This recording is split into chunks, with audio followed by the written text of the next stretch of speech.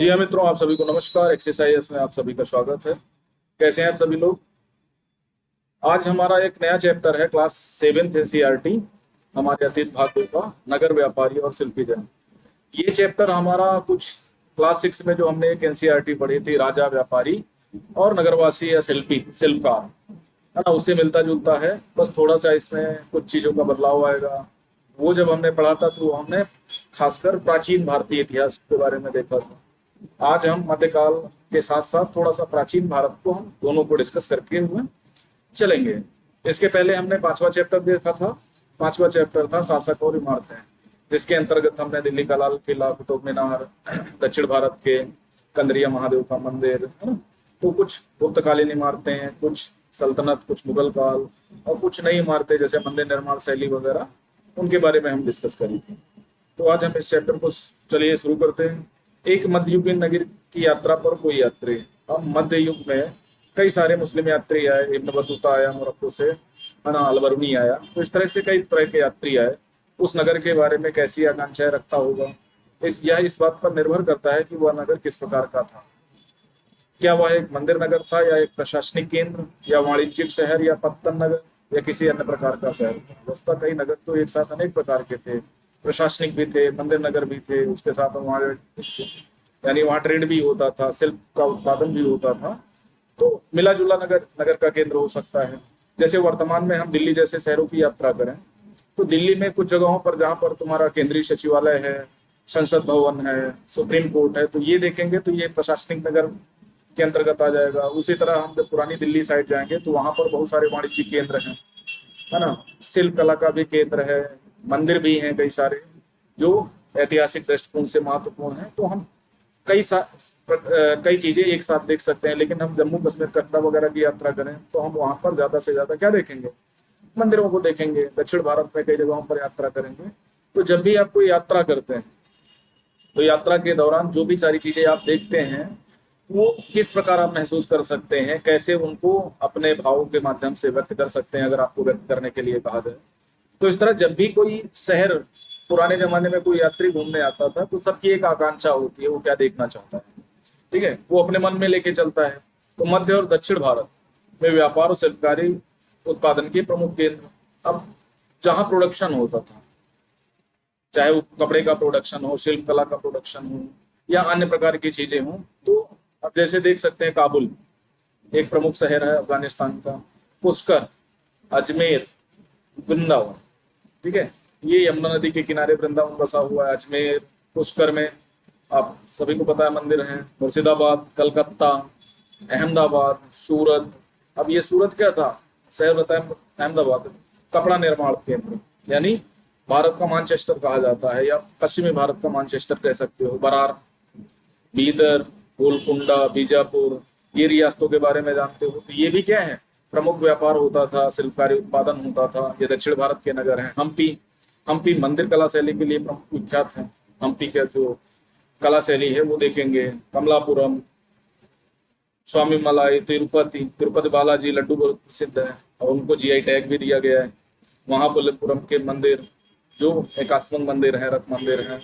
तो इस तरह के बहुत सारे शहरों के बारे में दिया गया है। कावेरी के नदी के किनारे बसा मदुरई।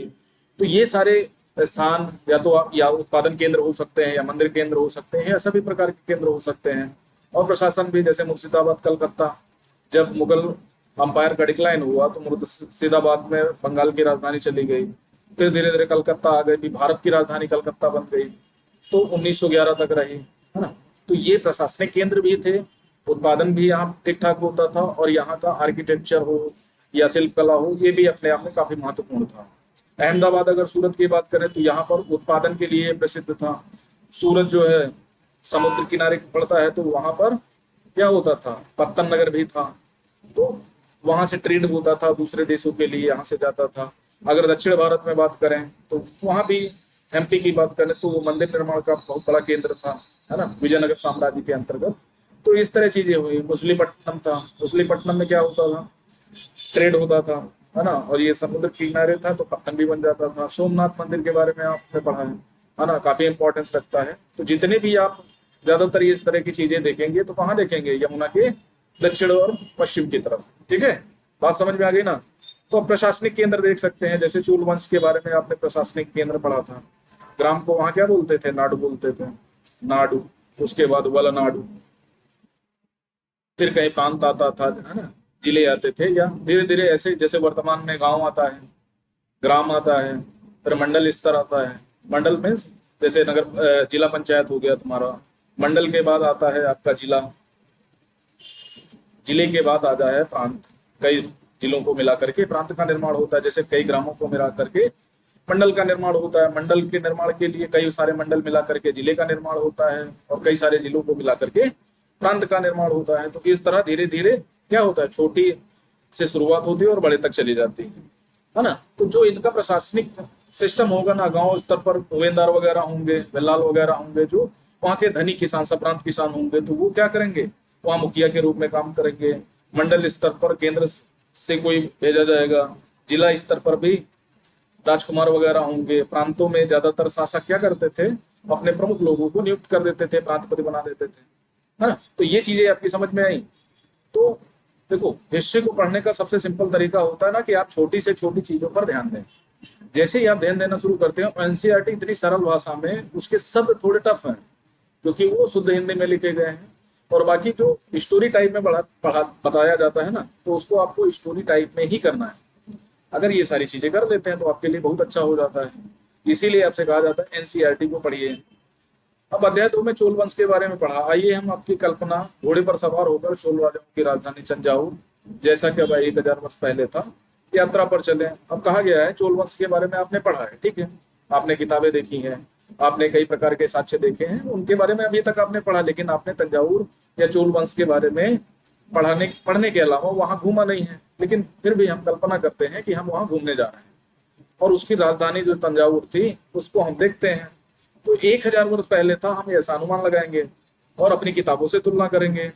वर्ष में 12 महीने बहने वाली कावेरी नदी इस सुंदर नगर के पास बहती थी। राजा राज चोल द्वारा निर्मित राजेश्वर मंदिर, है ना, राजा राजेश्वर मंदिर का निर्माण किसने कराया? राजा राज चोल ने। मंदिर की घंटियां बजती हुई सुनाई देती हैं। लोग नगर के वास्तुकार कुजरमल्लन, ये नाम है कुजरमल्लन, राजा राज पेरुथच्चन की वास्तुकला की प्रशंसा करते हुए नहीं थकते हैं। यानी उनकी वास्तुकला जो शिल्प थी ना राजा राजेश्वर मंदिर की, वो इतनी ज्यादा प्रशंसा हुई कि लोग जब देखते थे तो वो भाव विभोर हो जाते थे उसको देख करके कि यार ये कैसा बना दिया है। हमें वास्तुकार का नाम इसलिए पता है क्योंकि उसने गर्व से अपने नाम को मंदिर की दीवार पर उत्कीर्ण कराया। वर्तमान में जब भी आप घर बनवाते हैं तो घर के सामने एक नेम प्लेट लगवाते हैं। नेम प्लेट से ये अनुमान हो जाता है, तो लोग देखते हैं तो उनको पता लग जाता है ये इनका मंदिर घर बना हुआ है। आप कोई दान देते हैं, मंदिर वगैरह की पाटिया पर लिख दिया जाता है। तो उसी प्रकार पुराने काल में भी क्या होता था, जो कुछ भी करता था राज्य के लिए, मंदिर के लिए, सराय के लिए, फौज वगैरह के लिए, उसका नाम वहां उत्कीर्ण कर दिया जाता था। वो आज परंपरा चली आ रही है। मंदिर के भीतर एक विशाल शिवलिंग स्थापित है। राजा राजेश्वर मंदिर किसके लिए प्रसिद्ध है? शिव भगवान का एक शिवलिंग स्थापित है। इस मंदिर के अलावा नगर में अनेक राजमहल हैं। अब एक तो प्रमुख राजमहल होगा जहां राजा निवास करता होगा, उसके सहयोगी निवास करते होंगे, अन्य जो राजकुमार होंगे, है ना, तो वो भी तो अपने अपने भाई राजा के पुत्र हैं, तो वो भी तो अलग अलग जगह पर कहीं ना कहीं बनाएंगे, ठीक है। तो एक पिता के जितने पुत्र होंगे तो सब पुत्रों के क्या होगा, राजमहल अलग अलग हैं। तो इसी प्रकार नगरों में अलग अलग राजमहल हैं जिसमें कई मंडप बने हुए हैं। मंडप में जो मेन चीजें होती हैं, राजा लोग इन मंडपों में अपना दरबार लगाते हैं। जैसे आपने मंदिर में सभा भवन पढ़ा था, सभा भवन क्या था? मंदिर में एक बीच में स्थान होता था जहां सभी लोग खड़े होकर के पूजा करते थे, क्योंकि सब लोग एक साथ, तो जो गर्भगृह था वहां तो जा नहीं सकते थे, तो वो सभा भवन में पूजा करते थे। तो उसी तरह दरबार लगाने के लिए मंडप की आवश्यकता थी। मंडप एक यानी बड़ा हॉल, जिसको हम जैसे 2 BHK लिया, 2 बेडरूम है, एक किचन है और एक हॉल है। तो हॉल का मतलब होता है मंडप दक्षिण में। यहीं से अपने अधीनस्थों को आदेश भी जारी करते थे। आप कलेक्टर ऑफिस चले जाइए तो वहां जहां पर बैठे होंगे तो वो मंडप ही होगा। लेकिन कोई गांव में जाकर के पंचायत लगाता है, ठीक है, मान लिया कोई छोटा सा न्यायालय, ग्राम न्यायालय बना करके वहां नियम कानून कह सकते हो न्याय करता है। तो न्याय करने के लिए क्या होगा कि वो कहीं बैठा होगा, उसके चारों तरफ खाली जगह पड़ी होगी, खाली जगह को हम मंडप के नाम से जानते हैं। नगर में सैन्य शिविर भी हैं, जिसको हम वर्तमान में आर्मी छावनी बोलते हैं या कैंट एरिया बोल सकते हैं। अब देखो, नगर बड़ा होगा तो सैन्य शिविर होना आवश्यक है, क्योंकि वहां की जो व्यवस्था है उसको बनाए रखने के लिए सेना की आवश्यकता होती है। दूसरा, कोई भी शासक जब पहले आक्रमण करेगा तो वो कहाँ करेगा? इन्हीं महान जो प्रशंसा भरे केंद्र होंगे, जो समृद्धि को दर्शा रहे केंद्र होंगे, वहीं पर आक्रमण करेगा ना। तो जब वहां पर आक्रमण करेगा तो इसका सीधा सा मतलब क्या है? छावनी की आवश्यकता तो पड़ेगी ही पड़ेगी। नगर उन बाजारों की हलचल से भरा हुआ है। देखो, प्रशासनिक केंद्र भी हैं, नगर में मंदिर भी हैं। अब बाजार की बात करते हैं, जहां अनाज, मसाले, कपड़ों, आभूषणों की बिक्री हो रही है। अब आप मान लिया दिल्ली जैसे शहरों में रहते हैं, है ना, आजाद नगर मंडी चले जाइए, बहुत बड़ी मंडी है। उसके अलावा आप किसी छोटे गांव में रहते हैं तो वहां भी एक कहीं न कहीं आसपास एक मंडी लगती होगी, जहां पर सब चीजें बिकती होंगी, अनाज बिकता होगा, मसाले बिकते होंगे, कपड़े, आभूषण वगैरह की बिक्री होती रहेगी होगी। कोई ना कोई मार्केट तो आपके गाँव में होगा जहां से आप वस्तुएं खरीदते हैं।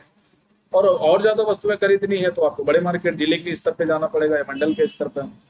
नगर के लिए जलापूर्ति, अब तो वर्तमान में सबके लिए घर है, लेकिन फिर भी जो पाउच में पानी, बॉटल में पानी, है ना, कंटेनर में पानी आता है, तो पहले कहाँ से आती थी? कुओं तालाबों से आती थी। अब पानी तो फिल्टर होके आता है ना। तो सुविधाएं आज की डेट में ज्यादा हैं। तंजावुर, उसके निकटवर्ती नगर उरैयर,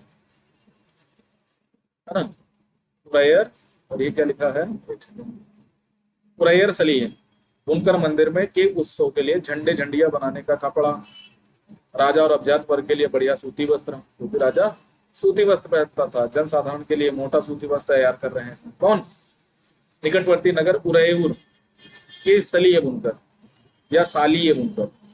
ठीक है, ये क्या है? उरैयूर में रह करके जो जो भी वस्त्र निर्माण होता है उसमें काम करते हैं।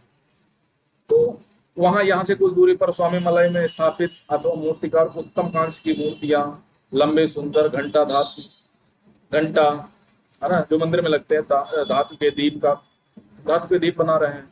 तो ये सारे क्या है? निर्माण चल रहा है, उत्पादन हो रहा है। बात समझ में आ गई ना?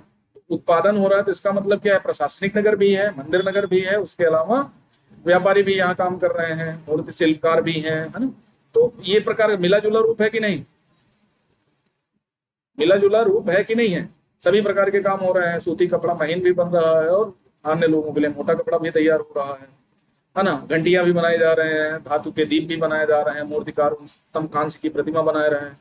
और कांस्य के काम के लिए ना चोल काले बहुत महत्वपूर्ण है। अभी हाल फिलहाल में G20 समिट हो रहा है। G20 समिट में देखा एक नटराज की मूर्ति रखी गई है ना, जो काफी विवाद का विषय भी बन जाता है कभी कभी। तो ये कांस्य प्रतिमा का निर्माण चोल काल में हुआ था। कौन से? नटराज की सुंदर मूर्ति। और उसके विषय में यूपीएससी ने कई बार क्वेश्चन भी पूछा है, तो ये आपको याद रखना। ठीक है, उसके बाद मंदिर नगर और तीर्थ केंद्र। तंजावुर एक मंदिर नगर का भी उदाहरण है। मंदिर नगर नगरीकरण का एक अत्यंत महत्वपूर्ण प्रतिरूप प्रस्तुत करता है। अब देखो, राजा क्या होता है ना, मैंने कल बताया था, जिस धर्म से बिलोंग करेगा तो उस धर्म की प्रगति के लिए कुछ काम तो करेगा, है ना। अपनी समृद्धि दिखाने के लिए, अपना वैभव दिखाने के लिए वो क्या करता था? मंदिर का निर्माण करता था, मंदिरों का निर्माण, बड़े बड़े मंदिरों का निर्माण करता था, पुजारी रखता था, है ना, ये सारे काम करता था। फिर इस्लाम आया। इस्लाम क्या करता था? बड़ी बड़ी मस्जिदें, है ना, इमाम बाड़े, महल, उसके अलावा जो क्या बोलते थे, दीवाने आम, दीवाने खास का निर्माण करते थे। तो वो भी अपनी प्रतिष्ठा, वैभव, है ना, अपनी समृद्धि दिखाने के लिए करते थे। तो इस काल में जब चोल वंश था तो धर्म की प्रसिद्धि के लिए क्या करते थे? मंदिरों का निर्माण करते थे। इससे लोग राजा की प्रशंसा करते थे, है ना। यहाँ तक बात समझ में आ गई? नगरीकरण नगरों के विकास की प्रक्रिया है। नगरीकरण क्या है? जैसे आप सिविलाइजेशन पूछा जाए, तो सिविलाइजेशन का मतलब होता है कोई गांव होगा, धीरे धीरे डेवलप हुआ होगा, फिर छोटा गांव बड़े गांव में तब्दील हुआ गया, बड़ा गांव और बड़ा गांव हुआ होगा, फिर धीरे धीरे वहां पर जो तुम्हारा ट्रेड है वो भी होने लगा होगा, उत्पादन भी होने लगा होगा। तो धीरे धीरे क्या हुआ? नगर बढ़ गया, बन गया। ठीक है, आबादी धीरे धीरे बढ़ी तो नगर के रूप में विकसित हो गया। तो नगरीकरण की प्रक्रिया का मतलब सिविलाइजेशन होता है, धीरे धीरे व्यवस्थित तरीके से नगरों का विकास। मंदिर अक्सर समाज और अर्थव्यवस्था दोनों के लिए अत्यंत महत्वपूर्ण थे। मंदिर क्या थे? समाज और अर्थव्यवस्था दोनों के लिहाज से अत्यंत महत्वपूर्ण थे। शासक विभिन्न देवी देवताओं के प्रति अपना भक्तिभाव दर्शाने के लिए मंदिर जाते थे। अब मंदिर आपसे पूछा जाए आप मंदिर क्यों जाते हैं, तो पूजा पाठ करने के लिए जाते हैं कि नहीं जाते हैं, है ना, अपनी मनचाही मुराद मांगने के लिए जाते हैं। कुछ लोग तो ऐसे मंदिर पकड़े घंटों बैठे रहते हैं। ठीक है, तो राजा शासक वगैरह क्या करते थे, वो भी विभिन्न देवी देवताओं की आराधना करते थे। वे मंदिरों को भोग धन अनुदान में देते थे, जिनकी ऐसे धार्मिक अनुष्ठान विधि विधान संपन्न किए जाते थे। तीर्थ यात्रियों पुरोहित पंडितों को भोजन कराया जाता था। और पर्वोत्सव यानी कोई त्योहार होता था, कोई पर्व आता था, तो वो भी मनाए जाते थे उसी मंदिर में। मंदिर के दर्शनार्थी भी दान दक्षिणा दिया करते थे। अब देखो, तंजावुर एक मंदिर नगर का भी उदाहरण है। कैसे मंदिर नगर का उदाहरण है कि वहां पर एक बहुत बड़ा मंदिर बना है ना।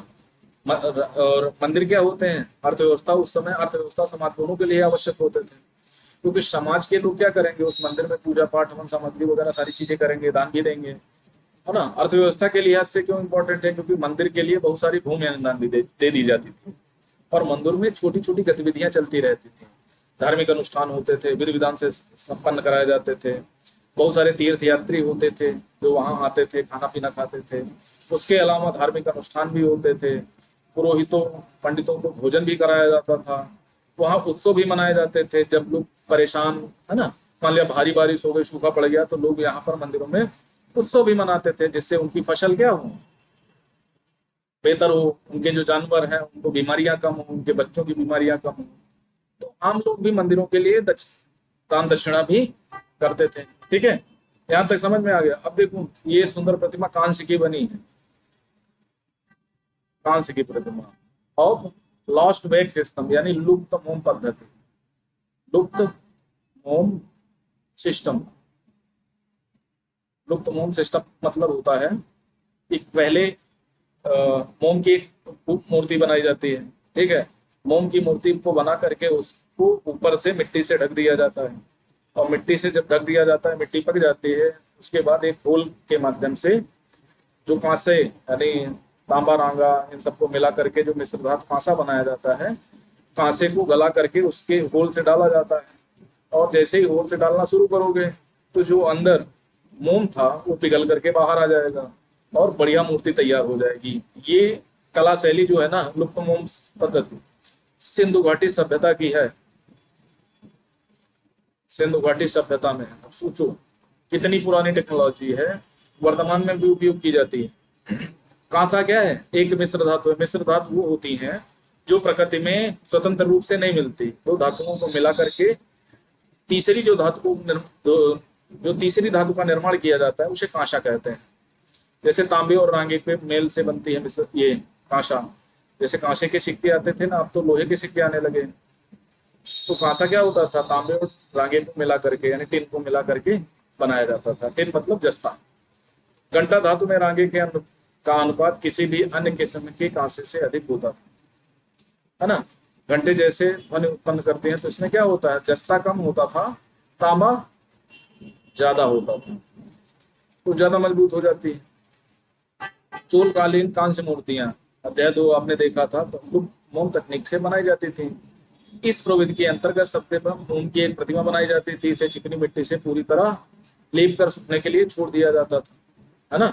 जब वो सूख जाती थी तो उसको गर्म किया जाता था और उसके मिट्टी के आवरण से एक छोटे से छेद बनाकर छेद के रास्ते सारा पिघला हुआ मोम निकाल दिया जाता था, और चिकनी मिट्टी के खाली सांचे में छेद के रास्ते पिघली हुई धातु को भर दिया जाता था। ये काम भी किया जाता था। और कभी कभी क्या होता था कि मान लिया मिट्टी लगा दी गई और उसको सुखा दिया गया और काफी मजबूत हो गई, तो छेद के माध्यम से जितना रांगा डालते जाएंगे, कांसा डालते जाएंगे, मोम क्या होता जाएगा, बाहर आता जाएगा। जब धात ठंडी होकर ठोस हो जाती थी तो चिकनी मिट्टी के आवरण को सावधानी पूर्वक क्या किया जाता था, हटा दिया जाता था। उससे निकली प्रतिमा को साफ करके चमका दिया जाता था, यानी घिसाई वगैरह हो जाती थी तो वो सुंदर प्रतिमा निकल आती थी। अब ये देखो कितनी बढ़िया प्रतिमा बनी हुई है, उसको कैसे निर्मित किया गया होगा। आ गई बात समझ में। तो टेक्नोलॉजी को समझिए ना। जैसे हमने पिछले में क्या पढ़ा था, एक टर्म्स आया था ना, क्या बोलते थे, जो मार्बल के पत्थरों पे जो काम होता था, है ना, तो वो हमने देखा था। अब मंदिर के करता धरता मंदिर के धन को व्यापार साहूकारी में लगाते थे। अब जो मंदिर का रखरखाव करने वाला होगा ना, मान लिया पुजारी होगा, पुजारी क्या करता था, जो भी मंदिर का धन होता था ना वो व्यापारियों को दे देता था। कैसे? मान लिया ब्याज पर दे देता था, या उसके बदले कोई चीज रख लेता था गिरवी। और धीरे धीरे क्या होता था, व्यापार बढ़ने लगा। सनाई से समय के साथ बड़ी संख्या में पुरोहितों, पुजारी, कामगार, शिल्पी, व्यापारी आदि मंदिर और उसके दर्शनार्थियों, तीर्थ यात्रियों की आवश्यकता को पूरा करने के लिए मंदिर के आसपास बसते गए। अब धीरे धीरे जब मंदिर के आसपास बसते गए तो वो नगर बनने लगा, एक नगरीकरण की प्रक्रिया प्रारंभ हो गई। और ये जो मूर्ति आपने ऊपर देखी, इसमें कृष्ण को नाग राक्षस कालिया को काबू करते हुए दिखाया गया है ना। नाग पंचमी के दिन जो मनाया जाता है ना, वो लगभग इसी रूप में है कि नाग राक्षस कालिया जब वो निकलता है तो उसके ऊपर क्या करते हैं, डांस करते हैं। इस प्रकार के मंदिरों का विकास हुआ। इसी रीत से मंदिरों के चारों ओर अनेक नगरों का आविर्भाव हुआ, यानी उदय हुआ।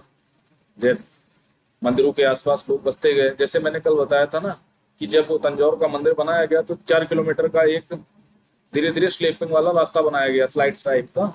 और धीरे धीरे उसके आसपास लोग बसने लगे। रास्ता तो गिरा दिया गया, लेकिन जहां पर ऊंचाई पर धीरे धीरे उसके आसपास लोग बसने लगे, तो वो मंदिर नगर बन गया।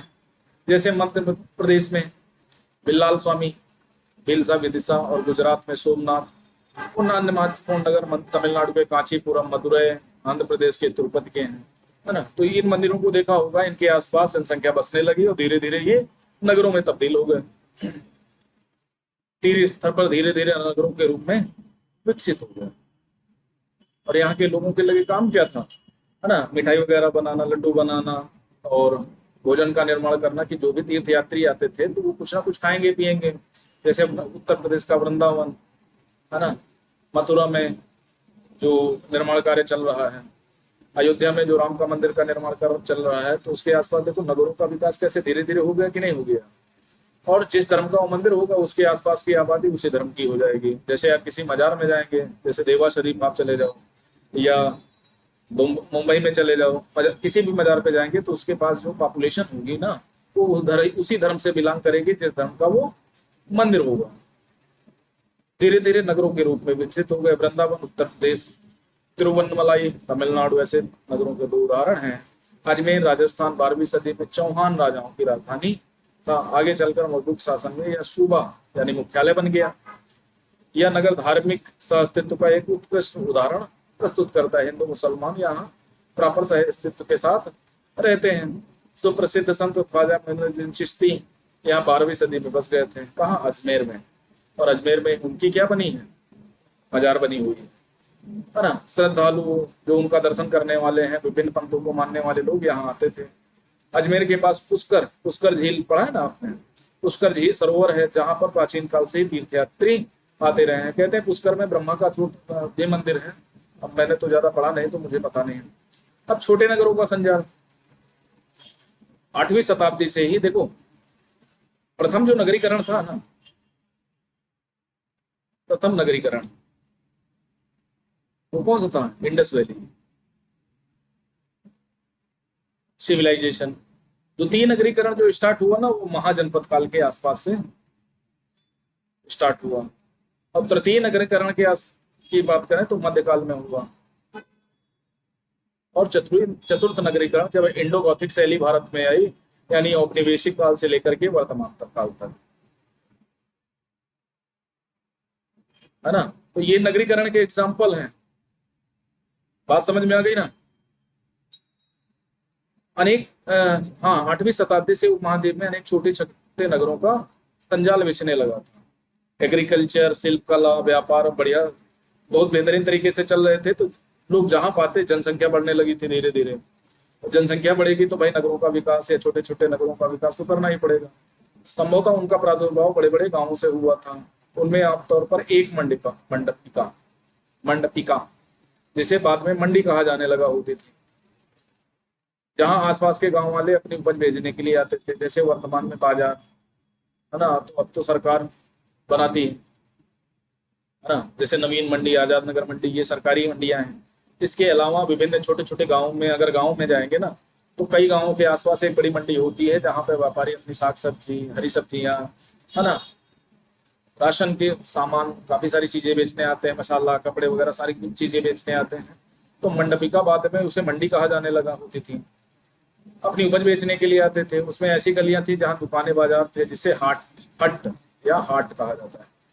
अब हाट, मेले हाट कहा जाता है ना, मेला चलोगे, पहले हाट हट कहा जाता था, है ना। वर्तमान में हट हाट बन गया। ये भी बाजार का एक रूप होता है, लेकिन ये ज्यादातर स्थायी बाजार होता है।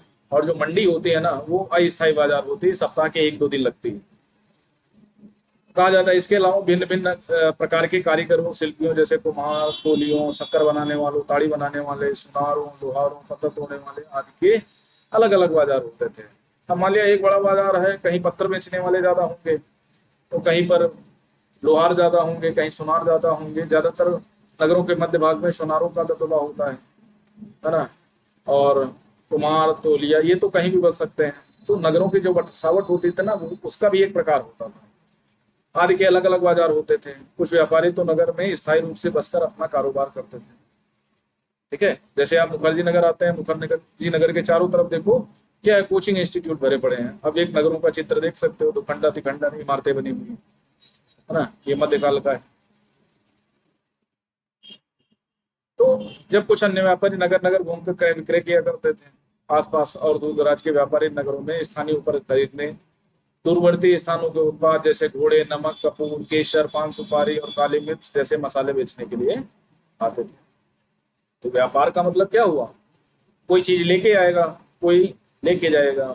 अब मान लिया ये 4 चीजें लेकर आए और 3 चीजें खरीद के भी ले गए, तो ये क्या है, ये ट्रेड एक साइकिल है कि मान लिया गेहूं बेच करके धान खरीद लिया। आगे बात समझते हैं। आमतौर पर कोई संत या प्रवर्ती काल, सॉरी, आमतौर पर कोई सामंत, सामंत का मतलब जमींदार, ठीक है, यानी परिवर्ती काल का जमींदार इन नगरों में आसपास किलेबंदी कर महल बना लेता था। तो जो भी सामंत या जमींदार होते थे इन नगरों में, ये क्या करते थे, आसपास के जो भी जगह होती ना, उसको किलेबंदी कर करके महल बना लेते थे। मान लिया 1 एकड़ का एरिया होता था, यहाँ सामंत का निवास स्थान है, तो सामंत क्या करेगा, इस एरिया को किलेबंदी करता था, क्योंकि उसको अन्य सामंतों से हो सकता है असुरक्षा की भावना हो, तो वो किले बंदी कर लेता था, यानी चारों तरफ दीवारें बना लेता था। ऐसे सामंत व्यापारियों, शिल्पकारियों, व्यापारी और शिल्पकारों और उनके व्यापार की वस्तुओं पर कर लगाते थे। भाई इनको जो अनुदान दिया जाता ना, भूमि अनुदान के रूप में दी जाती थी ना, तो अनुदान के माध्यम से प्राप्त जमीन का क्या करते थे, ये अपनी सेना का जो भी आमतौर पर उसका रखरखाव करते थे, और रखरखाव करने के लिए उन्हें चाहिए पैसा। भाई राजा की मदद तभी करेंगे ना जब राजा उनको, या तो आपको, जैसे मान लिया आप आईएएस, ठीक है, सपोज करो आपको मान लेते हैं मैं आईएएस हूँ, कितना मजा आ रहा होगा सोच के। तो आप अगर मान लिया आईएएस है, तो आईएएस जब आप काम कर रहे होंगे तो आपको पेमेंट तो भी चाहिए कि नहीं चाहिए। कितने ऐसे लोग होंगे जो बिना पैसे के काम करेंगे, है ना। काफी सारे तो यही सोच रहे होंगे कि भाई पैसा मिले चाहे ना मिले, ओवर इनकम बहुत है। तो ये सही बातें नहीं है, आपको ईमानदारी से अपना वर्क करना होगा, है ना।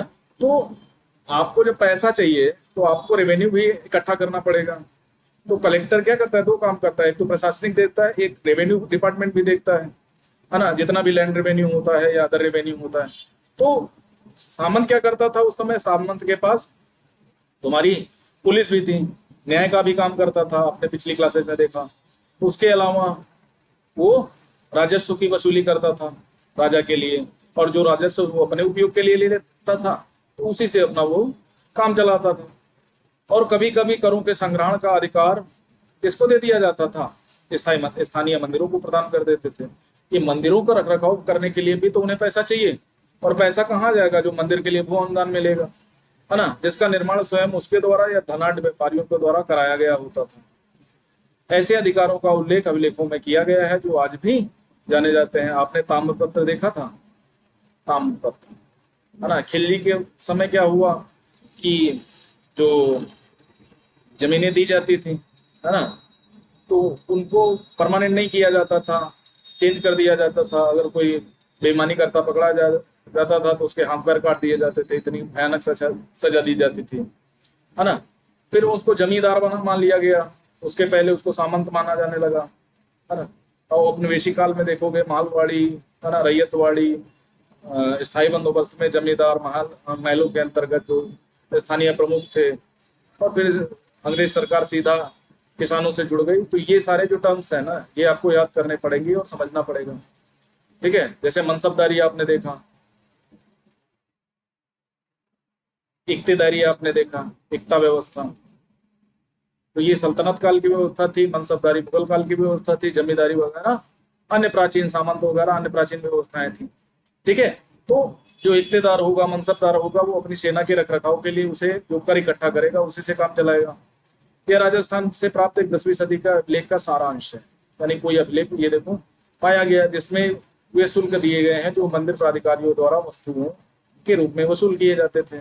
अब हो सकता है नगद न वसूल किया जाता हो मंदिर के लिए, है ना, वस्तुओं के रूप में वसूल किया जाता हो, जैसे शक्कर, गुड़, रंग, धागा, रुई, नारियल, नमक, सुपारी, मक्खन, तेल, तेल पर और कपड़ों पर कर लगाए जाते थे। तो इतने प्रकार के कर थे। इसके अलावा व्यापार पर धातु की चीज बेचने वालों, आसवकों, आसवक जानते हो ना, जो फिल्टर करने के लिए कोई आसवन होता है, तेल, पशु चारे, अनाज के बोरे पर भी कर लगाए जाते थे। इनमें से कुछ कर तो वस्तु के रूप में और कुछ नगद रूप में वसूल किए जाते थे।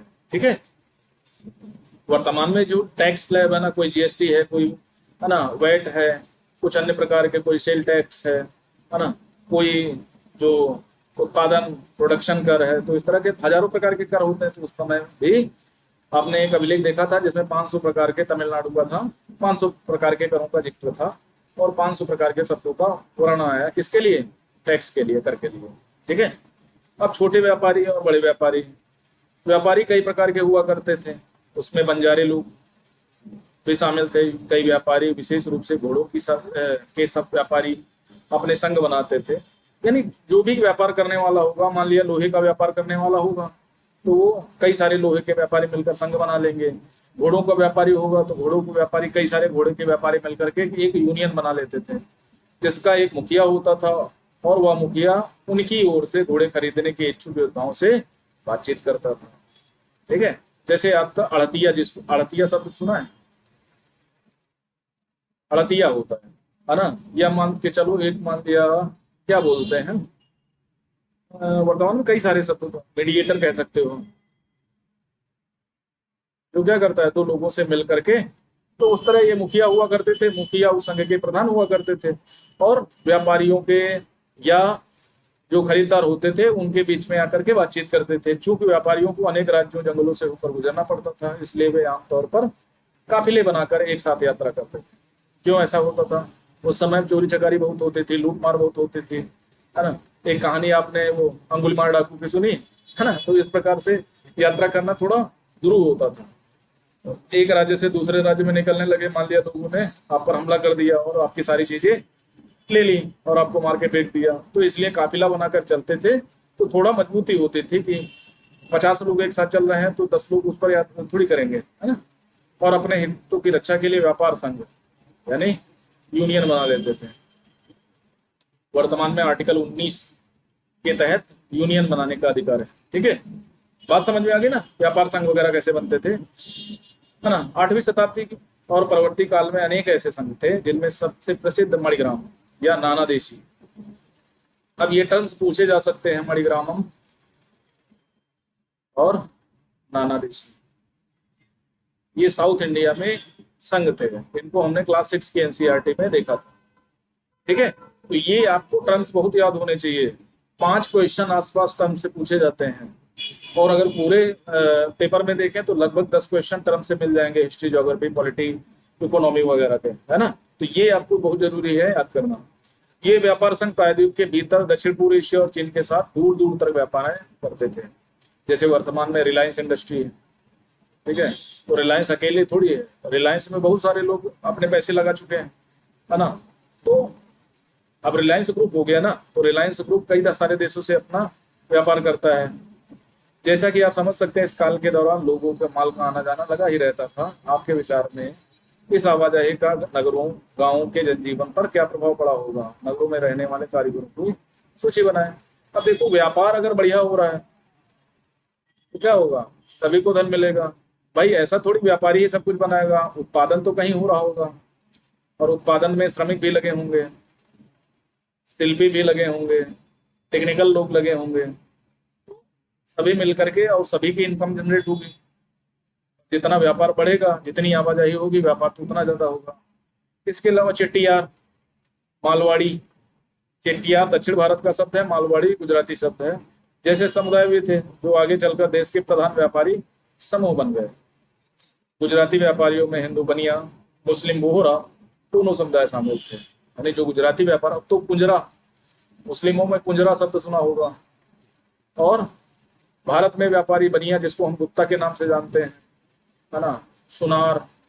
तो इस तरह के व्यापारी समूह हैं, है ना। कोई सोने का काम करता है, कोई लोहे का व्यापार करता है, कोई अन्य रसद की सामग्री बेचता है ना, कोई सब्जी वगैरह का काम करता है। तो ये दोनों समुदाय शामिल थे, कौन, मुस्लिम बोहरा और हिंदू बनिया।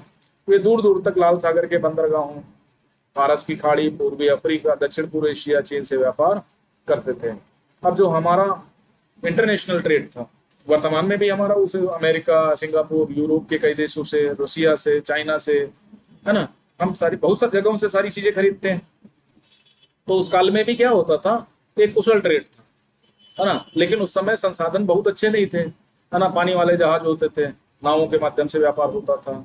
स्थल मार्ग में घोड़े वगैरह, है ना, ऊँट वगैरह से व्यापार करते थे। क्वेन पत्थरों में कपड़े, मसाले बेचते थे, और बदले में अफ्रीका से सोना, हाथी दांत, दक्षिण पूर्व एशिया से और चीन से मसाले, टिन, मिट्टी के नीले बर्तन और चांदी लाते थे, है ना। तो आपको ये पता रखना है कि कौन सी चीजें आयात की जाती थी, कौन सी निर्यात की जाती थी। पश्चिमी तट के नगरों में अरबी, पश्चिमी तट, है ना, जो तुम्हारा क्या है, खाड़ी प्रदेश, ठीक है, गोल्फ कंट्री जिनको बोलते हैं, मध्य एशिया का भाग। पश्चिमी नगरों में अरबी, फारसी, चीनी, यहूदी, सीरियाई, ईसाई बस गए थे, है ना। यहूदियों का क्षेत्र यरूशलेम और इसराइल वगैरह देख सकते हो। सीरिया, सीरिया में रहने वाले, चीनी, चीन में रहने वाले, फारसी, अरबी, ये सब इराक, ईरान वगैरह में रहते हैं, बस गए। लाल सागर के बंदरगाहों में बेचे जाने वाले भारतीय मसाले, कपड़े, इतालवी व्यापारी ज्यादा खरीदे जाते थे, इटली के व्यापारी आते थे, है ना। और ये मसाले बहुत खरीदते थे, मसाले, है ना, भारतीय कपड़े, लकड़ी का सामान, ये सारी बहुत सारी चीजें खरीदते थे, है ना। और ये मसालों की खोज करते हुए वास्को डी गामा भारत आ गया, क्योंकि उस पुराने काल में बहुत बढ़िया व्यापार था। लेकिन जैसे ही तुर्की आक्रमण हो गए और ये तुम्हारा ऑटोमन साम्राज्य विघटित हुआ, पूर्वी और पश्चिमी ऑटोमन साम्राज्य में भाग लग गया, तो एक तरफ अरब अरब लोगों का कब्जा हो गया, और अरब लोग यूरोप के लोगों को आने जाने से बाधित करने लगे। इसीलिए नए रास्तों की खोज हुई, और वहां से उन्हें यूरोपीय बाजारों में पहुंचाते थे। पहले एक व्यापार साइकिल हुआ करते थे, मान लिया भारत से खरीदा, लाल सागर के आसपास क्षेत्रों में बेच दिया। लाल सागर के जो व्यापारी होते थे वो यूरोप लेके जाते थे, या यूरोप के व्यापारी लाल सागर के मार्केट में आते थे, चीजें खरीद करके अपने देश ले जाते थे। व्यापार में बहुत लाभ होता था, है ना। उस कटिबंधीय जलवायु में उगाए जाने वाले मसाले काले, आपको पता है 0 डिग्री से लगभग 23.5 डिग्री, है ना। और 0 डिग्री से साउथ में 23.5 डिग्री क्या बोलते हैं, भूमध्य सागर बोलते हैं, या भूमध्य सागरी जलवायु, या उष्ण कटिबंध बोलते हैं। तो इसके आसपास 10 डिग्री के आसपास काली मिर्च, है ना, जायफल, लाल दालचीनी, सूंठ वगैरह की बहुत ज्यादा बढ़िया उत्पादन होता है ना।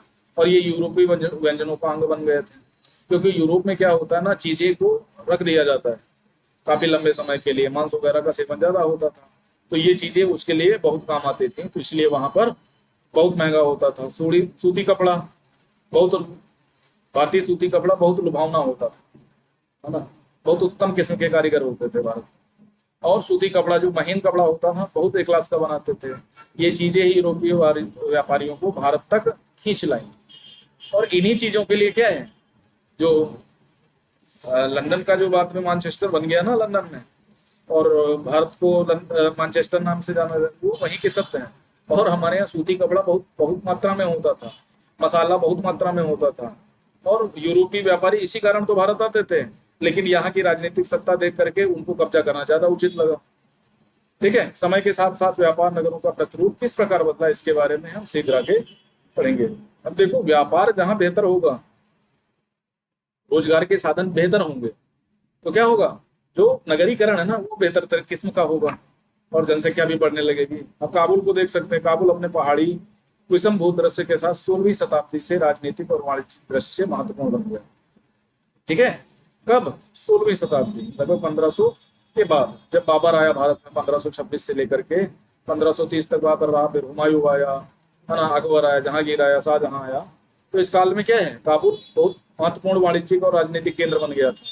काबुल और काठधाम सुप्रसिद्ध रेशम मार्ग, जो तुम्हारा सिल्क रूट था ना, उसके माध्यम से जुड़े हुए थे। वर्तमान में जो BRI प्रोजेक्ट है, belt and road initiative, China का, जो G20 समिट में उसका काफी विरोध भी किया गया और एक नए रूट को बनाने की बात की गई। तो BRI जो प्रोजेक्ट है ना, वो पुराना सिल्क रूट ही है। और ये गुलाम कश्मीर, यानी जो भारत का पाक अधिकृत कश्मीर है, वहां से होकर के फिर एक रास्ता इधर अफगानिस्तान होते हुए ईरान, इराक, अफ्रीका, है ना, वो घूम करके पूरा एक बहुत बड़ा मार्ग बन के तैयार होगा, जुड़े थे। साथ ही घोड़ों का व्यापार भी मुख्य रूप से इसी मार्ग से होता था। घोड़े कहाँ होते हैं? मध्य एशिया में। और मध्य एशिया से आएंगे, स्थल मार्ग के माध्यम से आएंगे, तो वही तो रास्ता है। 17वीं शताब्दी में हीरो के एक सौदागर जो बैप्टिस्टे टेवेर्नियर ने अनुमान लगाया था, काबुल में घोड़े के व्यापार प्रतिवर्ष 30,000 रुपए का होता था, जो उन दिनों में एक बड़ी भारी रकम थी। अब सोच लो, 15वीं शताब्दी में, ठीक है, 30,000 रुपए आज 30 करोड़ के बराबर होंगे। ये बहुत बड़ी रकम थी उस काल में। काबुल से मेवे, खजूर, गलीचे, रेशमी कपड़े, ताजे फल ऊंट पर लाद कर लाए जाते थे और उपमहाद्वीप और अन्य भागों में बेचे जाते थे। इसके अलावा गुलाम की भी बिक्री के लिए गुलामे भी खरीदे बेचे जाते थे। ठीक है, बात समझ में आ गई ना?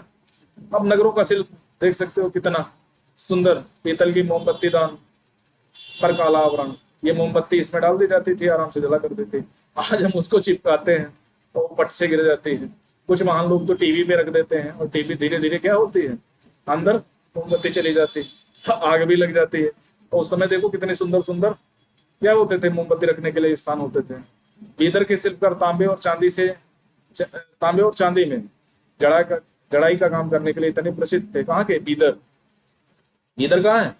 गोलकुंडा के बगल की रियासत, दक्षिण भारत में। बरार, बीदर, गोलकुंडा, ये प्रसिद्ध रियासतें हैं दक्षिण की, है ना। इस शिल्प के नाम पर ही, इस शिल्प का नाम ही बीदरी पड़ गया।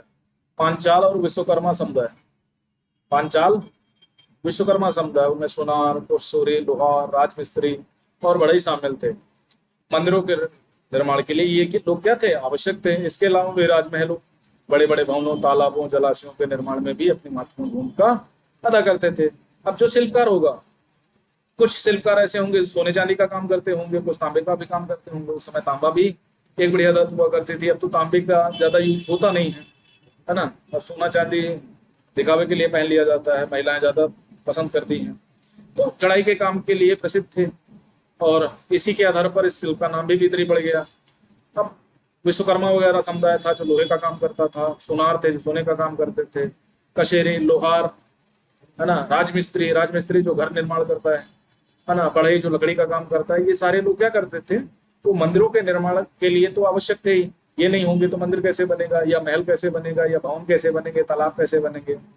वर्तमान में अगर श्रमिक ना हो, आपको घर बनाने वाला ना हो, तो क्या होगा? क्या ठीक से बन पाएगा? नहीं बन पाएगा। माना कि मशीनों से सारे काम हो जाएंगे, लेकिन बहुत सारे ऐसे काम हैं जो मशीनों से नहीं होते। ठीक है ना। इसी प्रकार सालियार या कैकोलार, ये शब्द याद रखना, टर्म्स बहुत महत्वपूर्ण है।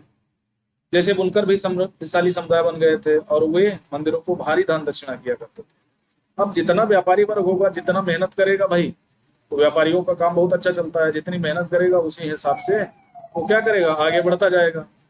वस्त्र निर्माण से संबंधित कुछ अन्य कार्य, जैसे कपास को साफ करना, उसको काटना, रंगना, एक स्वतंत्र व्यवसाय बन गया था, जिनके लिए विशेषज्ञों की आवश्यकता होती थी। अगर वो ठीक से रंग के बारे में ठीक से जानेगा नहीं तो रंगेगा कैसे, है ना। साफ करना नहीं आएगा तो सड़ जाएगा। तो उसके लिए क्या थी? थोड़ा शिक्षा की जरूरत थी, पढ़ाई की जरूरत थी, उसके विषय में समझना था, तभी वो बेहतर काम कर सकता था। अब सोचो, ये बनाना है और जब उसको ज्यामिति की संरचनाएं या ये सारी चीजें नहीं आती तो वो कैसे बनाएगा? नहीं बना पाएगा। अब एक साल का बॉर्डर देख सकते हो कितना बेहतरीन है। ये देखो फिगर्स बने हुए हैं, ये एक लाइन दी गई, ये लाइन दी गई, यहाँ से अलग किया गया है ना, तो कितना खूबसूरत बॉर्डर लग रहा है।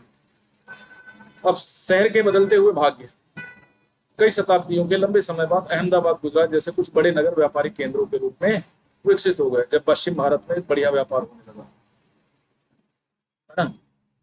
साबरमती भी है यही, उसके माध्यम से आवागमन थोड़ा सुगम हो गया। ये क्या करती थी, समुद्र में मिल जाती थी। उसके बाद सूरत शहर का विकसित हुआ, पता है आपको, जब अंग्रेज आए तो कई सारी फैक्ट्रियां लगाई। लेकिन तंजावुर जैसे कुछ अन्य नगर पहले की अपेक्षा विस्तार और महत्व के दृश्य वो क्या हो गए, सिकुड़ गए। अब धीरे धीरे वहां क्या होगा, वहां का केंद्र हट करके दूसरी जगह पहुंच जाएगा। इसी काल में पश्चिम बंगाल के भागीरथी, भागीरथी गंगा की एक सहायक नदी है, पर स्थित मुर्शिदाबाद रेशमी वस्त्रों का प्रमुख केंद्र के रूप में उभरा।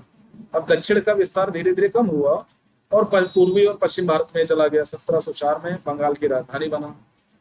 उसका सितारा डूब गया क्योंकि वहां के बुनकर इंग्लैंड की मिलों से बनकर आए सस्ते कपड़ों के साथ प्रतियोगिता नहीं कर सके, तो वो कुछ किसान बन गए, कुछ श्रमिक बन गए, कुछ वो क्षेत्र ही छोड़कर चले गए। इसलिए बंगाल वगैरह में, क्योंकि लंदन से जो कपड़ा बन के आता था ना, वो सस्ता होता था, और मशीनों से बना कपड़ा तो वैसे भी बेहतर तरीके था, इनका थोड़ा सा मोटा हो जाता था, डिजाइन भी मोटी होती थी, तो ये कपड़े में प्रतियोगिता नहीं कर पाए, इसलिए ये धीरे धीरे मुर्शिदाबाद, कलकत्ता वगैरह डूब गए।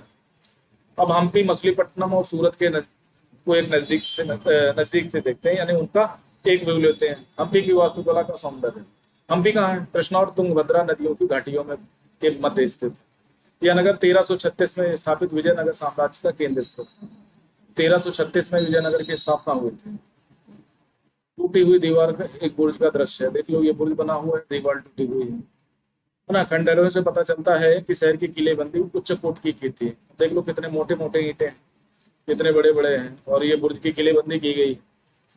किले की दीवारों के निर्माण में कहीं भी गारे चूने जैसे किसी भी जोड़ने वाले मसाले का प्रयोग नहीं किया गया था, शिलाखंडों को आपस में फंसाकर गूंथा गया। ठीक है, देख सकते हो सीधे ईंटें रखी गई हैं। ठीक है, कोई भी गारा मसाला वगैरह का कुछ भी प्रयोग नहीं हुआ, है ना। इनको इस तरह फंसाया गया था, टूट ही नहीं सकती थी, बहुत मजबूत बनी होती थी। पुर्तगाली यात्री डोमिगो पायस या डोमिगो पेज ने 16वीं शताब्दी में हम्पी नगर का वर्णन किया। डोमिगो पायस विजयनगर साम्राज्य में गया था, है ना। इसने नगर का वर्णन किया। गोवा से आने वाले लोग जिस प्रवेश द्वार से गुजरते हैं, उस द्वार के भीतर राजा ने अत्यंत सुदृढ़ प्राचीरबद्ध नगर बसा रखा है। प्राचीरबंद मतलब दीवारों से गिला हुआ, किलेबंदी कर रखी है, जो दीवारों और बुर्जों में से सुरक्षित है।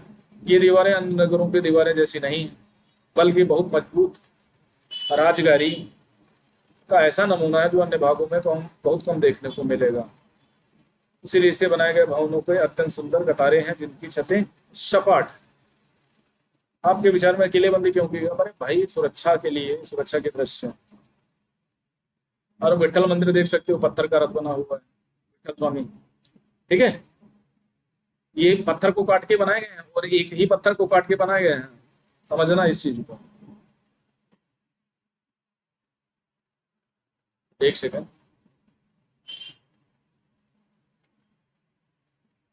ठीक है,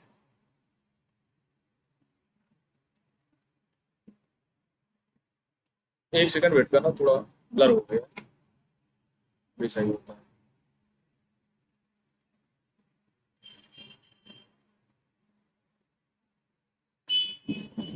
ओके, हम्पी की वास्तुकला विशिष्ट प्रकार की थी। वहां के शाही भवनों में भव्य मेहराब और गुम्बद थे। ठीक है, विशेष प्रकार की थी।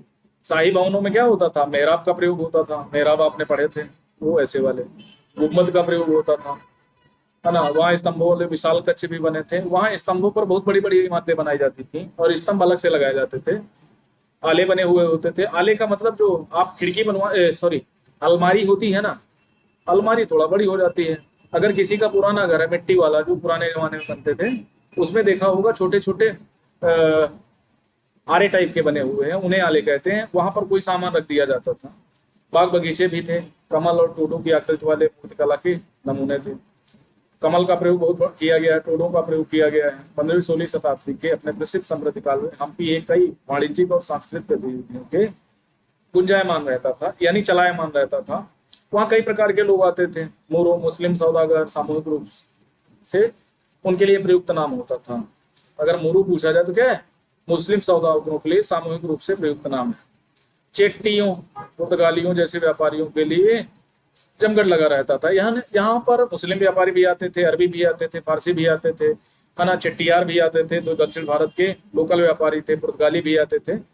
तो इन्हीं सबकी गतिविधियों से वाणिज्य केंद्र भी था और सांस्कृतिक केंद्र तो था ही। मंदिर सांस्कृतिक गतिविधियों का केंद्र होते थे। आप सभी को पता है मंदिर क्या होंगे, सांस्कृतिक गतिविधियों का केंद्र होंगे, पूजा पाठ, हवन वागरी, नाच गाना। जैसे देवदासियां विरूपाक्ष शिव मंदिर में अनेक स्तंभ वाले कक्षों में देव प्रतिमा राजा प्रजाजनों के समक्ष नृत्य करती थी, है ना, नृत्य होता था, जिसको आजकल नौटंकी के नाम से जानते हैं। उत्तर प्रदेश के लिए प्रसिद्ध है ना। तो देवदासियां विरूपाक्ष शिव मंदिर में अनेक स्तंभ वाले विशाल कक्षों में क्या करती थी, नृत्य किया करती थी। महानवमी पर्व जो आज दक्षिण भारत का नवरात्रि पर्व कहलाता है, अभी आएगा अक्टूबर में, उन दिनों हम्पी में एक अत्यंत महत्वपूर्ण माना जाता था, है ना। पुरातत्वविदों ने उस महानवमी को खोज निकाला है जहां राजा अपने अतिथियों का स्वागत सत्कार करता था। यानी वो एक, जब नवरात्र पर्व होता था ना, तो वो जो जिस स्थान पर होता था ना, उसको पुरातत्वविदों ने, आर्कियोलॉजिकल डिपार्टमेंट ने खोज निकाला, जहाँ राजा क्या करता था, अपने अतिथियों का स्वागत सत्कार करता था। जैसे वर्तमान में हम लोग जागरण वगैरह कराते हैं, तो उसी तरह टाइप में वहां पर होता था। और अधीनस्थ व्यक्तियों से नजराने उपहार लिया करता था। अब राजा के लिए कोई वस्तु, आज तो दान दक्षिणा चलता है, वहीं विराजमान होकर राजा नृत्य और संगीत, मल्ल युद्ध जैसे कार्यक्रम भी देखा करता था। मल्ल युद्ध का मतलब है, अब हथियारों से लड़ो या बिना हथियारों के। मल्ल युद्ध का मतलब है जैसे हमारे यहाँ कुश्ती होती है, उसी प्रकार का मल्ल युद्ध होता था। अब तो बहुत सारे खेल होने लगे हैं ना, तो वो मल्ल युद्ध का ही रूप है। अब यहाँ एक राजसी तांगड़ी का युद्ध हुआ 1665 1565 में। अब गोलकुंडा, बीजापुर, अहमदनगर, बरार, बीदर के शासकों के हाथों विजयनगर की पराजय के बाद हम्पी का सर्वनाश हो गया, विनाश हो गया।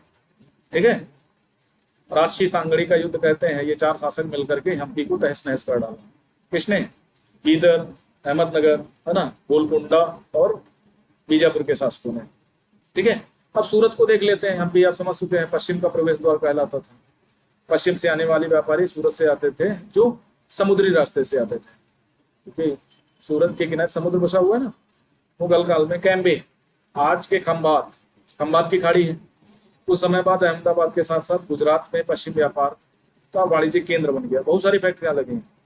सूरत, ओरमुज की खाड़ी, ओरमुज की खाड़ी कहाँ है? वो जब आप वहां जाएंगे, फारस की खाड़ी, उसके ऊपर जब ओमान वाला रास्ता जाएंगे ना, तो ओमान और ईरान के मध्य में ओरमुज की खाड़ी पड़ती है। पश्चिम एशिया के साथ व्यापार करने का मुख्य द्वार था। सूरत को मक्का का प्रस्थान द्वार भी कहा जाता था, क्योंकि बहुत से हज यात्री जहाज से यहीं से रवाना होते थे। ठीक है, अब तो प्लेन में बैठे पहुंच गए पट से। सूरत एक सर्वदेशीय नगर था, जहां सभी जातियों धर्मों के लोग रहते थे। वर्तमान में भी उत्तर प्रदेश, बिहार के बहुत सारे श्रमिक वहां काम करते हैं, तो सभी प्रकार के वहां लोगों का निवास स्थान था। 17वीं शताब्दी में वहां पुर्तगाली, डच, फ्रांसीसी के कारखाने और माल गोदाम थे। अंग्रेज इतिहासकार ओविंगटन ने 1689 में सूरत बंदरगाह का वर्णन करते हुए लिखा है, किसी भी वक्त भिन्न भिन्न देशों के औसतन 100 जहाज इस बंदरगाह पर लंगर डालते खड़े हो सकते थे। 100 बंदरगाह, 100 जहाज, मतलब लगभग 100 जहाज क्या करते थे, एक साथ उस बंदरगाह पर आ सकते थे। और लंगर, लंगर मीन्स होता है जो जहाज को रोकने के लिए चेन डाली जाती है, उसमें एक कांटे टाइप का तार फंसा होता है, उसी को हम लंगर कहते हैं। सूरत में अनेक दुकानें थी जो सूती कपड़ा, थोक, फुटकर, कीमती चीजें बेचती थी। सूरत के वस्त्र अपने सुनहरे कोटा कनरियों यानी जरी का काम के लिए प्रसिद्ध थे। पश्चिम एशिया, अफ्रीका, यूरोप के बाजार उपलब्ध थे। यहाँ पर ये क्या करते थे, बेचते थे। राजा ने विश्व के सभी भागों में विश्व के सभी भागों से नगर में आने वाले लोगों की आवश्यकताओं को पूरा करने के लिए अनेक विश्राम गृह बनवा रखे थे, जिनको सराय भी कहा जाता है, सराय अदल, है ना। ये एक फारसी शब्द है। कई भव्य असंख्य मनोरंजक स्थल थे सूरत में। और सूरत पहले सिंधु घाटी में भी प्रचलित था। लोथल बंदरगाह, लोथल का नाम सुना है? सिंधु घाटी का लोथल बंदरगाह था उस जमाने में भी, पुराने काल में। और वर्तमान में भी सूरत का बड़ा इंपॉर्टेंस है।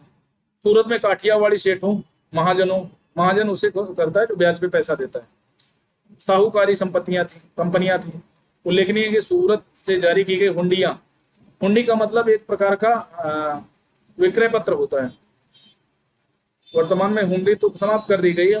ये एक लिखित दस्तावेज होता है जिसके माध्यम से आप कोई भी खरीद बिक्री कर सकते हैं, और हुंडियों की अदला बदली हो जाती थी दूर दूर तक। मिस्र में काहिरा, इराक में बसरा, है ना, बेल्जियम, एंटवर्प बाजारों में मान्यता मिली थी। सोचो कितना हमारा बढ़िया व्यापार था कि हमारे जो से हुंडियां थी वहां तक काम कर जाती थी। सूरत का अंधा पतन प्रारंभ हो गया, धीरे धीरे सूरत का काम खत्म हो गया। इसके कारण मुगल साम्राज्य के पतन के कारण बाजारों तथा उत्पादकता की हानि। जैसे मुगल डिक्लाइन हुए ना, नीचे है, यानी मुगल का साम्राज्य का पतन हुआ, तो सूरत को भी हानि उठानी पड़ी, क्योंकि सूरत की सुरक्षा अब उतनी बेहतर नहीं होती थी। यहाँ पर समुद्री मार्गों पर नियंत्रण हो गया पुर्तगालियों का, और मुंबई प्रतिस्पर्धा करने लगा। जहां 1658-68 में ईस्ट इंडिया कंपनी ने अपना मुख्यालय स्थापित कर लिया। सूरत एक महत्वपूर्ण वाणिज्यिक केंद्र है, लेकिन 47 के बाद सूरत फिर धीरे धीरे डेवलप होने लगा। वहीं से टाटा, अंबानी वगैरह वहीं से निकल करके आज मुंबई तक पहुंचे हैं। ठीक है, तो पतन हुआ, फिर एक बार डिक्लाइन हुआ। कोई भी चीज हो उसका डिक्लाइन तो निश्चित है। जैसे घड़ी है ना, तो ऊपर भी जाती है नीचे भी जाती है। जोखिम भरा दौर मछलीपट्टनम के लिए एक चुनौती है। मसूलीपट्टनम या मछलीपट्टनम नगर कृष्णा नदी के डेल्टा पर स्थित है। 17वीं शताब्दी में भिन्न भिन्न प्रकार की गतिविधियों का नगर था। हालैंड, इंग्लैंड दोनों देशों की ईस्ट इंडिया कंपनियों ने मछलीपट्टनम पर अपना नियंत्रण प्राप्त करने का प्रयत्न किया, क्योंकि यहाँ पर तब तक यहाँ आंध्र तट सबसे महत्वपूर्ण पत्तन बन गया था। मछलीपट्टनम का किला हालैंड वासियों ने बनाया था। ठीक है, बहुत इंपॉर्टेंट नहीं है, लेकिन हाँ पढ़ लोगे तो सही रहेगा। गुमास्ते, विलियम मेडवल 1620 में इन शब्दों में मछलीपट्टनम का वर्णन किया है। क्या कहा है? यह गोलकुंडा का मुख्य पत्तन है। यह परम पूज्य ईस्ट इंडिया कंपनी अपना एजेंट रखती है। यह एक छोटा नगर है, घना बसा हुआ है, बिना किसी चार दीवारी के और खराब तरीके से बना हुआ। बहुत सारे बुराई करते थे ये लोग। ये जितने भी इंग्लैंड के लोग होते थे ना, ये भारत को बड़ा पिछड़ा हुआ समझते थे। ना ही अच्छी जगह स्थित है, सभी जल स्रोत खारे पानी के हैं। अब समुद्र में खारा पानी नहीं होगा तो क्या मीठा पानी होगा? क्या दही था क्या? पहले यह एक गरीब मछुआरा नगर था। आगे चलकर यहाँ जहाजों के लिए लंगर डालने की सुविधा होगी। पहले यहाँ क्या होता था? सिर्फ मछुआरे बसते थे, छोटी छोटी नावों से मछलियां मारने का काम करते थे। फिर धीरे धीरे व्यापारी यहाँ आने लगे, है ना। पूर्वी समुद्र तट का नाम चलने लगा, फिर व्यापारी यहाँ लंगर डालने लगे, फिर व्यापारी लोग यहाँ रहने लगे। चूंकि हमारे और हालैंड निवासी यहाँ इस तट पर आते रहते थे, तो उनके लिए निवास की आवश्यकता थी। ये कौन कहता है? ईस्ट इंडिया कंपनी के एक गुमास्ते यानी एक एजेंट ने कहा है। गुमास्ता मीन्स एजेंट होता है। गोलकुंडा में कुतुब शाही शासक ने कपड़ों, मसालों, अन्य चीजों की बिक्री पर शाही एकाधिकार लगाया था, यानी कर लेता था। और शासन, जो गोलकुंडा के शासक का शासन था ना, उसी के अंतर्गत वो काम हो सकता था। बाहर के लोगों को अधिकार नहीं था, जिससे वहां का व्यापार पूरी तरह ईस्ट इंडिया कंपनी के हाथों में न चला जाए, है ना। गोलकुंडा के शासकों को डर था कि अगर ईस्ट इंडिया कंपनी को बनाने की इजाजत दे देंगे तो क्या होगा? तो वही काम करने लगे, हमारे व्यापारी बेकार हो जाएंगे, तो हमारी इनकम कैसे होगी? समूह गोलकुंडा के कुलीन वर्गों, फारसी सौदागरों, तेलगी कमेटी, चेट्टियार नगर को घनी आबादी वाला और समृद्धशाली बना दिया, है ना। जो तुम्हारा गोलकुंडा या मछलीपट्टनम था, पहले जो मछुआरों का शहर होता था, अब व्यापारी सौदागरों का शहर हो गया। और कई प्रकार के व्यापारी, कुलीन वर्ग, फारसी सौदागर, तेलुगु कमेटी, चेट्टियार, है ना, ये सब यहाँ बढ़ गए। तो धीरे धीरे जब मुगलों ने गोलकुंडा पर अपनी शक्ति बढ़ा ली, तो उनके प्रतिनिधि सूबेदार मीर जुमला ने स्वयं को, जो एक सौदागर था, व्यापारी था, मीर जुमला, अंग्रेजों से को आपस में भिड़ाना शुरू कर दिया। ये क्या करने लगा? हाईलैंड वासी और अंग्रेजों को, जैसे अंग्रेज क्या करते थे, फूट डालो और राज करो की नीति अपनाते थे ना, डिवाइड एंड रूल, तो उसी तरह मीर जुमला भी क्या करता था? हालैंड और इंग्लैंड वासियों को आपस में लड़ाता रहता था, है ना। और इसको औरंगजेब के काल में यहाँ का सूबेदार नियुक्त किया गया था। अंग्रेजों के आपस में बढ़वाना शुरू कर दिया। 87 में मुगल वासा औरंगजेब ने गोलकुंडा को मुगल साम्राज्य में क्या किया? मिला लिया। ठीक है, अब यूरोपीय कंपनियों के सामने अन्य विकल्प ढूंढने की समस्या खड़ी हुई। कंपनी नई नीति के अंतर्गत केवल इतना पर्याप्त नहीं था। यूरोपीय कंपनी के लोग यहाँ क्या होने लगे? बसने लगे। अब व्यापार कम होने लगा। ये राजा वगैरह क्या करते थे? युद्ध ही करते रहते थे। तो ये धीरे धीरे क्या हुआ है? सैनिकों की तादाद बढ़ाने लगे और धीरे धीरे भारत पर कब्जा कर लेंगे। पत्तन भीतरी प्रदेशों के उत्पादन केंद्रों के साथ संबंध बनाए रखे, बल्कि इस बात की भी आवश्यकता महसूस की गई कंपनी के नए केंद्र एक साथ राजनीतिक, प्रशासनिक, वाणिज्यिक भूमिकाएं भी अदा करें। अब होता है ना, किसी को बैठने की जगह दे दो तो लेटने कर ढूंढने लगता है, तो उसी तरह ये भी करने लगे। जब कंपनी के व्यापारी बंबई, कलकत्ता, मद्रास चले गए, तब मछलीपट्टनम में अपने व्यापार और समृद्धि दोनों को बैठा और 16वीं शताब्दी के दौरान इसका भी पतन हो गया। ठीक है, आज वह जीर्ण शीर्ण नगर से अधिक कुछ नहीं है। वर्तमान में तो इतना महत्व नहीं है, हाँ, लेकिन बीच में बहुत ज्यादा महत्व हुआ था। ठीक है, नए नगर और व्यापारी के बारे में 16वीं सदी। अब व्यापारी कौन होंगे? यूरोप के लोग। धीरे धीरे ये प्रतिस्पर्धा में सभी को बाहर कर देंगे। व्यापारिक उद्देश्यों से मसालों, कपड़ों की तलाश में लगे हुए थे, जो यूरोप और पश्चिम एशिया दोनों जगह पर लोकप्रिय हो गए थे। अंग्रेज, हॉलैंडवासी, फ्रांसीसी ने पूर्व में अपनी वाणिज्यिक गतिविधियों का विस्तार करने के लिए अपनी अपनी कंपनियां बनाई। ठीक है, Indus sorry east India company Britain की, हॉलैंड की भी एक कंपनी थी, फ्रांसीसियों की कंपनी थी फ्रेंच ईस्ट इंडिया कंपनी, है ना। तो ये कंपनियां क्या करती थी? पूर्व के देशों के साथ व्यापार करने के लिए इनके राजाओं ने इनको छूट दी थी। प्रारंभ में मुद्दा अब्दुल गफीर और वीर जी वोरा जैसे कुछ बड़े भारतीय व्यापारियों ने, जिनके पास बड़ी संख्या में जहाज थे, उनका मुकाबला किया। किंतु यूरोपीय कंपनियों के समुद्री व्यापार पर नियंत्रण स्थापित करने के लिए अपनी नौशक्ति का प्रयोग किया। इनकी नौशक्ति बढ़िया थी और भारतीयों के पास नौशक्ति इतनी थी नहीं, इसीलिए मुगल काल के लोगों को भी समुद्री व्यापार करने के लिए कर देना पड़ता था। किसको? पुर्तगालियों को। ठीक है, तो जो भारत का व्यापार था धीरे धीरे इन्हीं के हाथों में चला गया, नौशक्ति के कमजोर होने के कारण मजबूर कर दिया तथा अंग्रेज उपमहाद्वीप के सर्वाधिक सफल वाणिज्यिक और राजनीतिक शक्ति के रूप में उभर कर स्थापित हो गए। और दूसरा, इनकी कंपनी जो थी ना, प्राइवेट थी, और जो अन्य फ्रांसीसी कंपनी थी, हॉलैंड कंपनी थी, वो राजा के अधीन थी।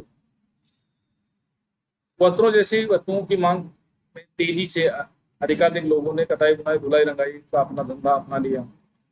इससे इन शिल्पों का बहुत विस्तार हुआ। भारतीय वस्त्रों के रंग, रूप और डिजाइन अधिकाधिक परिष्कृत होते गए, किंतु इस काल में शिल्पकारों की स्वतंत्रता घटने लगी क्योंकि कॉन्ट्रैक्ट पे काम होने लगा। ठीक है, शिल्पी जन पेशगी की प्रणाली पर काम करने लगे, जिसका शाब्दिक अर्थ था जिन्होंने यूरोपीय एजेंटों से पहले पेशगी ले ली थी, यानी एडवांस ले लिया। वर्तमान में एडवांस बोलते हैं। एडवांस ले लिया और काम करके नहीं देंगे तो जो ईसाई व्यापारी या यूरोपीय व्यापारी होते थे वो उनको ठीक से पेमेंट भी नहीं करते थे। उन्हीं के लिए उन्हें कपड़ा बुनना होता था। अपना कपड़ा या बुनाई के नमूने बेचने की स्वतंत्रता नहीं थी। अब वो स्वतंत्र रूप से नहीं बेचते थे, एजेंट ही काम करते थे। जैसे नील की खेती करने वाले किसान, फिल नील विद्रोह हुआ, उन्हें तो कंपनी के एजेंटों द्वारा निर्धारित डिजाइन और कपड़े उन्हीं के मांग के अनुसार बनाने पड़ते थे। और डिमांड जो होगी, सप्लाई भी आपको उसी तरह करनी पड़ेगी। पहले क्या होता था? स्वतंत्र रूप से काम करते थे, जो मनचाहा बना लिया, जो मनचाहा नहीं बनाया। ठीक है, इतना समझ में आ गया। अब 18वीं सदी में बंबई, कलकत्ता, मद्रास नगरों का उदय हुआ। अब नए नए नगर बनने लगे। जैसे जब वैदिक काल का पतन हुआ तो महाजनपद काल आया, 16 महाजनपदों को आपने देखा। महाजनपद जब समाप्त हुआ तो मौर्य साम्राज्य खड़ा हुआ। उसके बाद धीरे धीरे जब व्यापार में समृद्धि आई तो नए नए नगरों का विकास होना शुरू किया। शिल्प और वाणिज्य में बड़े बड़े परिवर्तन आए।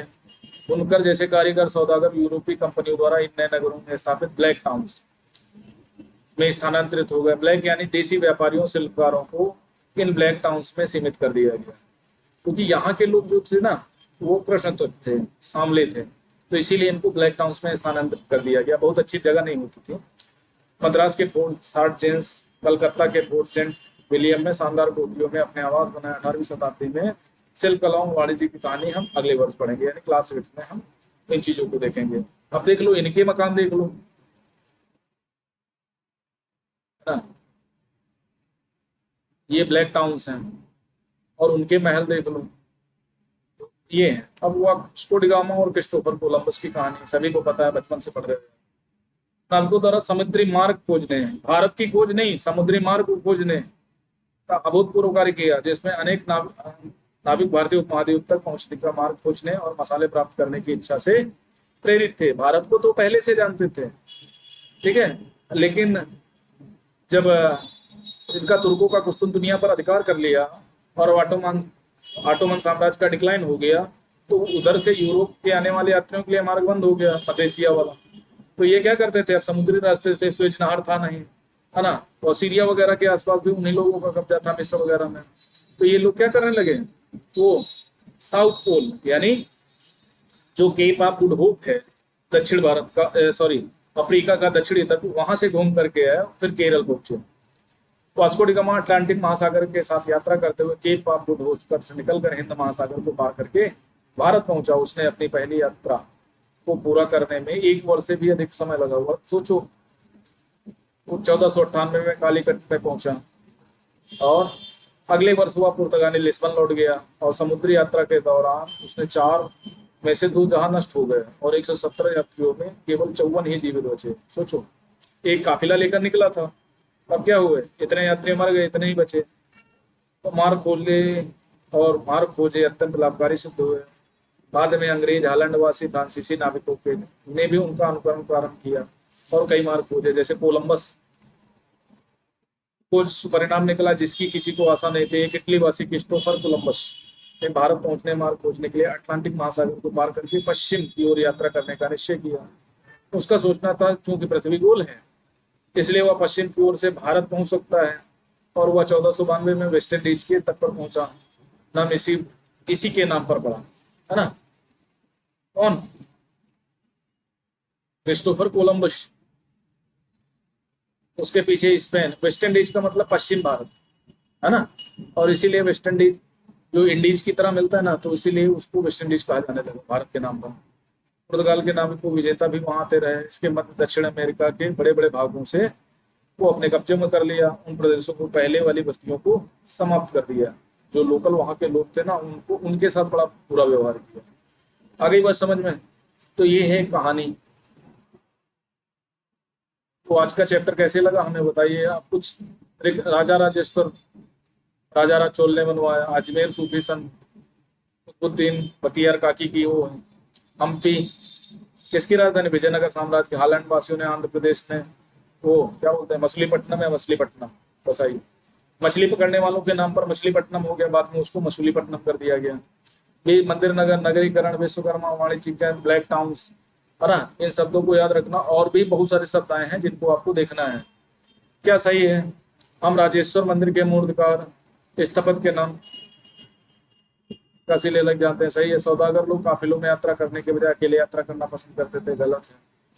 काबुल में हाथियों के व्यापार का मुख्य केंद्र ना भैया, घोड़ों। भारत में कभी आप सूरत बंगाल की खाड़ी पर स्थित एक महत्वपूर्ण व्यापारिक गंतव्य। बंगाल की खाड़ी कब गया भैया? गुजरात में। गुजरात के पश्चिम की ओर। तंजावुर नगर को जलापूर्ति कैसे की जाती थी? बताना है। मद्रास जैसे बड़े नगरों में ब्लॉक टाउन्स में कौन रहता था? सिंपल सी चीजें हैं, आपको करना है। आओ समझें। मंदिरों के आसपास नगर क्यों विकसित हुए, आपको बताना है। मंदिरों के निर्माण, उनके रखरखाव के लिए शिल्पी जन कितने महत्वपूर्ण थे? बहुत महत्वपूर्ण थे। अरे मतलब बहुत महत्वपूर्ण, इतना ही नहीं बताना है, और भी चीजें बतानी है भैया। लोग दूर दूर देश प्रदेशों के सूरत क्यों आते थे? व्यापार करने के लिए चचा। कलकत्ता जैसे नगरों में शिल्प उत्पादन, तंजावुर जैसे नगरों के शिल्प उत्पादन से किस प्रकार भिन्न था, ये बताना है। ठीक है, तो ये सारी चीजें आपको करनी है। आप बताइए आपको चैप्टर कैसा लगा। ठीक है, तो आज के लिए इतना ही। Thank you very much. और एज यूजुअल जो आपको करना है वो करिए, और कमेंट करिए। अगर चैप्टर अच्छा लगे तो आप कमेंट करके हमें बता सकते हैं। कोई अगर पॉइंट मिस हो रहा हो तो बता सकते हैं, हम उनको पूरा करा देंगे। ओके, आज के लिए इतना ही। Thank you very much.